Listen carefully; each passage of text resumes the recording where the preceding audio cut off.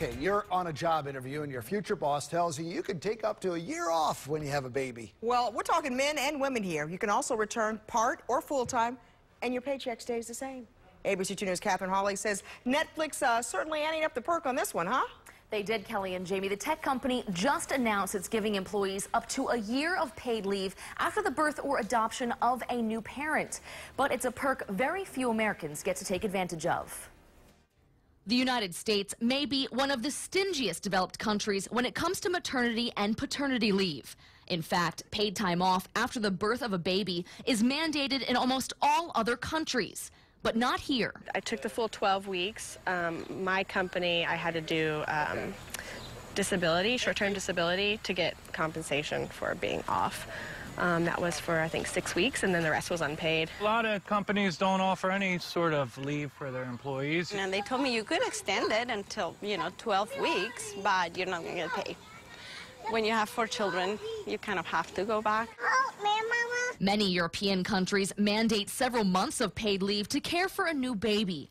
Here in the States, most companies offer some sort of paid short-term disability leave.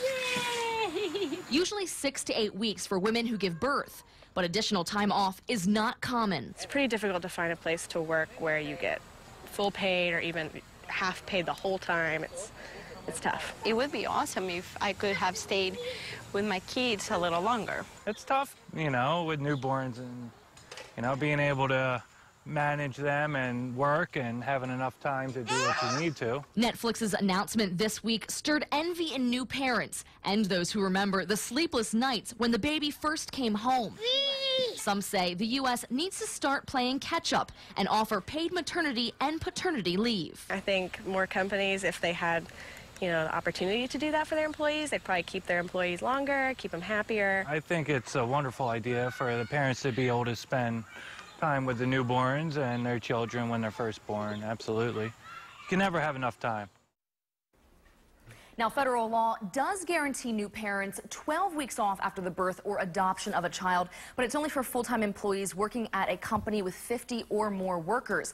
And even then, it doesn't have to be paid. I like Bill, man. He had it down, didn't he? 1, 2. But besides Netflix, are there other companies that are like, hey, you know what? We're going to do the same here. We checked into that, and there are a few. Ernst & Young offers up to 39 weeks of paid maternity leave, as well as some paid paternity leave. Cisco Systems provides 6 months of paid leave for new moms. Hewlett-Packard gives 20 weeks of paid maternity leave. Moms and dads who work at Google can get up to 18 weeks of paid time off.